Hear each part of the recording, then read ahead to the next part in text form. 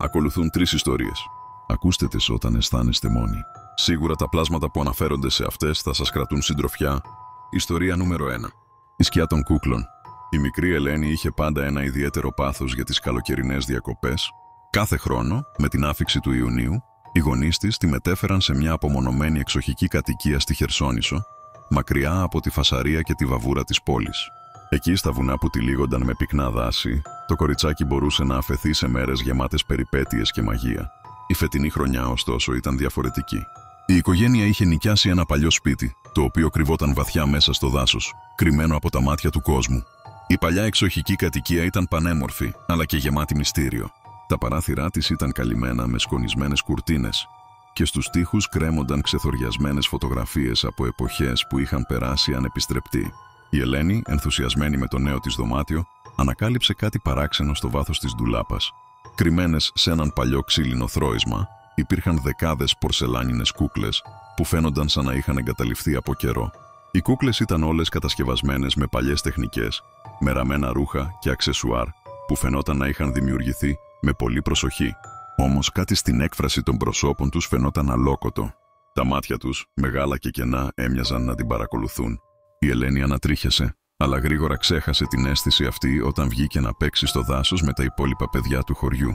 Το βράδυ, όταν επέστρεψε και η μητέρα της την έβαλε για ύπνο, η Ελένη επέλεξε να κοιμηθεί με το φως ανοιχτό. Κάθε φορά που το σκοτάδι απλώνονταν στο δωμάτιο, τα μάτια των κούκλων φαινόταν να λάμπουν, σαν να κινούνταν ελαφρώς. Η πρώτη νύχτα πέρασε ήσυχα, αλλά την επόμενη κάτι άλλαξε. Στο μέσον της νύχτας, η Ελένη ξύπνησε από έναν ήχο. Μια αδύναμη ψιθυριστή φωνή που δεν μπορούσε να καταλάβει ερχόταν από το άλλο άκρο του δωματίου. Η κοπέλα άνοιξε τα μάτια της και είδε τη σκιά των κούκλων να μετακινούνται αργά και αθόρυβα. Η καρδιά της άρχισε να χτυπά δυνατά. Οι κούκλες, που την προηγούμενη μέρα ήταν ακίνητες και αδιάφορες, φαινόταν να έχουν ζωντανέψει. Η μία κινήθηκε λίγο μπροστά, η άλλη γύρισε το κεφάλι της και κοίταξε την Ελένη με τα ανοιχτά της μάτια. Ένα αίσθημα ακατανίκητου τρόμου την κατέβαλε, ενώ εκείνη προσπαθούσε να κλείσει τα μάτια της και να κοιμηθεί ξανά, μα δεν μπορούσε. Η νύχτα πέρασε αργά και βασανιστικά. Το πρωί η Ελένη δεν μίλησε σε κανέναν για το τι είχε δει. Παρόλα αυτά, μέσα της κάτι είχε αλλάξει. Κάθε βράδυ, οι κινήσεις των κούκλων γίνονταν πιο έντονες και ξεκάθαρες. Έβλεπε τα πόδια τους να μετακινούνται αργά στο πάτωμα, ενώ τα χέρια τους σφίγγονταν γύρω από τα ξύλινα σώματα, σαν να προσπαθούσαν να ξεφύγουν από κάτι. Η μικρή κοπέλα άρχισε να παρατηρεί τη συμπεριφορά των κούκλων με μεγάλη προσοχή. Μια νύχτα τις είδε να κινούνται με πιο καθαρή κατεύθυνση. Ξαφνικά αναγνωρίστηκε η μυστική κίνησή τους, σαν να ακολουθούσαν έναν σκοπό. Όλες είχαν συρθεί στο κέντρο του δωματίου και με έναν παράξενο, ανατριχιαστικό συγχρονισμό, άρχισαν να κινούν τα κεφάλια τους προς τη μεριά της Ελένης. Η ατμόσφαιρα γέμισε με έναν παγωμένο αέρα, ενώ τα μάτια των κούκλων έλαμπαν σαν φώτα στο σκοτάδι. Είχαν αρχίσει να τις μιλούν, όχι με λόγια, αλλά με εικόνες και σκέψεις, επικοινωνώντας μέσω ενός μυστικού δεσμού που μόνο εκείνη μπορούσε να καταλάβει. «Βοήθεια» ήταν οι πρώτες λέξεις που ήρθαν στο μυαλό της. Η Ελένη, αναστατωμένη, έτρεξε να κλείσει την πόρτα, αλλά το δωμάτιο άρχισε να κλείνει γύρω της. Η ατμόσφαιρα έγινε όλο και πιο βαριά και πιεστική. Η φωτεινότητα των ματιών των κούκλων αυξήθηκε και η φωνή τους γινόταν όλο και πιο έντονη, γεμάτη επιτακτικότητα. Όλες οι κούκλες είχαν έρθει κοντά της και μια ισχυρή δύναμη την τραβούσε προς τα κάτω. Από εκείνη τη στιγμή και μετά, τα όνειρα της Ελένης ήταν γεμάτα από τις κούκλες. Τις μιλούσαν και τις ζητούσαν να τις βοηθήσει. Αυτές ήταν παγιδευμένες σε έναν παλιό κύκλο και μόνο το αίμα της μπορούσε να σπάσει την κατάρα που τις κρατούσε αιχμάλωτες. Η μικρή κοπέλα δεν μπορούσε να αντισταθεί.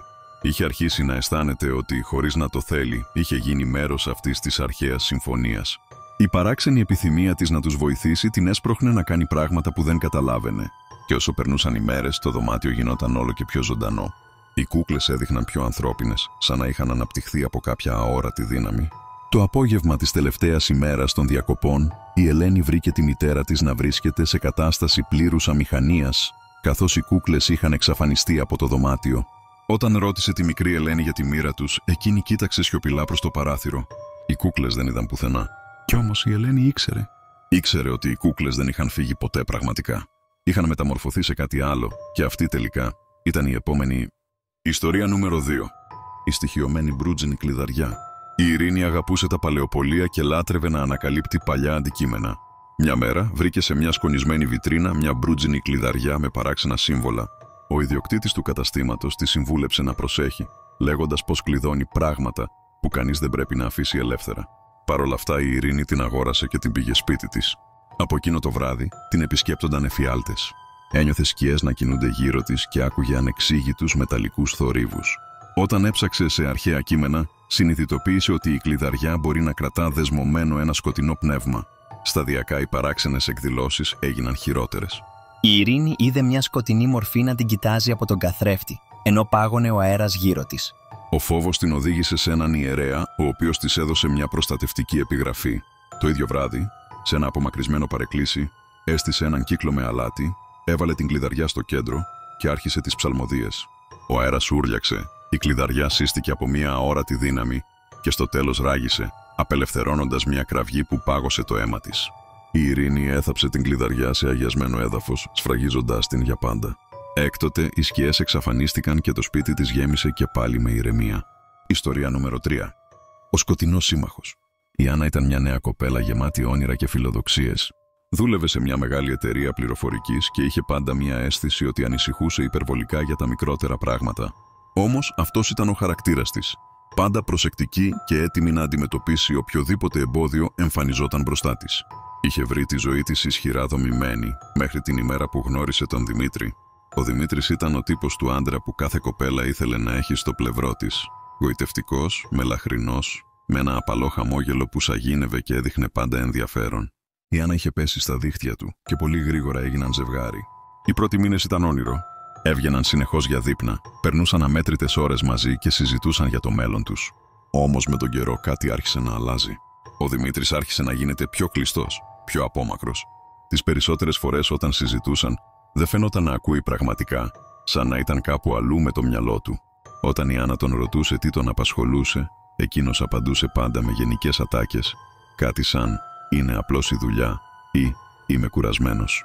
Την ίδια στιγμή η συμπεριφορά του άλλαζε όταν βρισκόταν κοντά της. Έκανε να φανεί σαν να φοβόταν κάτι ή να έκρυβε ένα σκοτεινό μυστικό.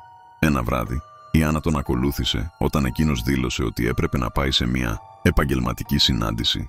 Της έκανε εντύπωση που δεν της είπε περισσότερα, καθώς δεν συνήθιζε να πηγαίνει σε επαγγελματικές συναντήσεις το βράδυ. Και έτσι, ακολουθώντας τον για λίγο, ανακάλυψε πως κατευθυνόταν σε ένα παλιό κτίριο στη βιομηχανική περιοχή, σε ένα μέρος που δεν είχε επισκεφτεί ποτέ. Η καρδιά της χτύπησε πιο γρήγορα και την επόμενη στιγμή το ένστικτό της την πρόδωσε. Χωρίς να το σκεφτεί, έτρεξε πίσω του. Μπήκε κρυφά στο κτίριο και ανακάλυψε ότι το μέρος δεν ήταν τίποτα λιγότερο από μια σκοτεινή αίθουσα γεμάτη με υπολογιστές και αναλυτικά δεδομένα. Ο Δημήτρης βρισκόταν μέσα και συζητούσε με μια ομάδα ανθρώπων με ύποπτο βλέμμα. Κάτι δεν πήγαινε καλά. Η Άννα κρύφτηκε πίσω από έναν τοίχο, προσπαθώντας να ακούσει τη συζήτηση. Το όνομα της εταιρείας της ακούστηκε, αλλά αυτό που την έκανε να παγώσει ήταν η επόμενη πρόταση που είπε ο Δημήτρης. Μπορείτε να πάρετε ό,τι θέλετε από αυτήν, αλλά πρέπει να είστε προσεκτικοί. Εάν την αφήσετε να καταλάβει κάτι, θα αποκαλύψει τα πάντα. Της πήγε το αίμα στο κεφάλι. Ήταν ξεκάθαρο. Είχε προσληφθεί για να της κλέψει τα μυστικά της δουλειάς της. Με την καρδιά της να χτυπά δυνατά και τα χέρια της να τρέμουν, η Άννα δεν μπορούσε να πιστέψει αυτό που άκουγε. Το αγόρι της, ο άνθρωπος που της υποσχόταν μια ζωή γεμάτη αγάπη, είχε μπλέξει με αυτούς τους ανθρώπους για έναν σκοπό που δεν είχε σχέση με εκείνη. Καθώς την επόμενη ημέρα προσπαθούσε να επεξεργαστεί τα νέα δεδομένα, η κατάσταση άρχισε να γίνεται ακόμα πιο περίεργη. Άρχισε να βλέπει πράγματα που δεν είχαν λογική. Παράξενοι ήχοι τη νύχτα, βήματα που ακούγονταν γύρω από το διαμέρισμά της χωρίς να είναι κανείς εκεί και παράξενα όνειρα που την έκαναν να νιώθει ότι την παρακολουθούν. Στην προσπάθειά της να τον αντιμετωπίσει, ο Δημήτρης αρνήθηκε τα πάντα. Όταν τον ρώτησε αν όντως είχε συναντήσει αυτούς τους ανθρώπους και αν όλα όσα είχε ακούσει ήταν αληθινά, εκείνος την κοίταξε ψυχρά και της είπε: «Δεν καταλαβαίνεις τι παίζει. Δεν μπορείς να καταλάβεις.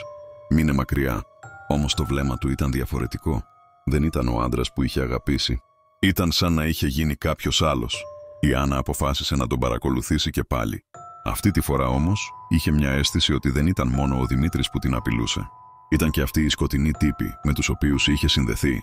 Όταν τον ακολούθησε σε ένα άλλο μέρος, συνειδητοποίησε ότι υπήρχαν μυστηριώδη σημάδια γύρω του, σαν να είχε δεχτεί μια απρόσκλητη παρουσία. Κάτι μεταφυσικό, κάτι που δεν μπορούσε να καταλάβει. Το βράδυ πριν το μεγάλο τελικό ραντεβού, η Άννα βρήκε έναν παλιό βιβλίο στον υπολογιστή του Δημήτρη. Ήταν γεμάτο με μαγικά σύμβολα και σκιές. Ήταν ξεκάθαρο τώρα ότι η σύμβαση με αυτούς τους ανθρώπους είχε να κάνει με κάτι πέρα από τον κόσμο των ανθρώπων. Ήταν μια σύμπραξη με σκοτεινές δυνάμεις. Έπρεπε να κάνει κάτι γρήγορα. Η αποφασιστικότητά της την όθησε να βρει τη μόνη λύση που της απέμενε: να αντιμετωπίσει τον Δημήτρη και τους συνεργάτες του μια για πάντα. Την επόμενη νύχτα μπήκε στον χώρο του ραντεβού, αυτή τη φορά έτοιμη να τον αντιμετωπίσει. Οι φιγούρες που την περίμεναν εκεί, σκιώδεις και απειλητικές, γύρισαν να την κοιτάξουν, αλλά το βλέμμα του Δημήτρη ήταν που την τρόμαξε πιο πολύ. Δεν ήταν πια άνθρωπος. Κάτι υπερφυσικό είχε αναλάβει το σώμα του. «Ξέρεις τι κάνεις, Άννα», της είπε με μια φωνή που δεν ήταν δική του. «Δεν έχεις καμία ιδέα που βρίσκεσαι». Όμως η Άννα δεν φοβήθηκε. Ένα περίεργο φως εμφανίστηκε απότομς και με το μυστικό σύμβολο που είχε βρει στο βιβλίο τον έδιωξε από το σώμα του. Την τελευταία στιγμή, πριν φύγει, ο Δημήτρης γύρισε και την κοίταξε με ένα θλιμμένο βλέμμα. «Με έστειλαν να κάνω αυτό το λάθος. Δεν έφταιγα εγώ», είπε και κατέρευσε, αφήνοντας την Άννα να στέκεται εκεί, απογοητευμένη και ανακουφισμένη. Το βίντεο έφτασε στο τέλος του. Κάνε ένα like και πάτα το subscribe, εάν θέλεις να έχεις συντροφιά τις νύχτες.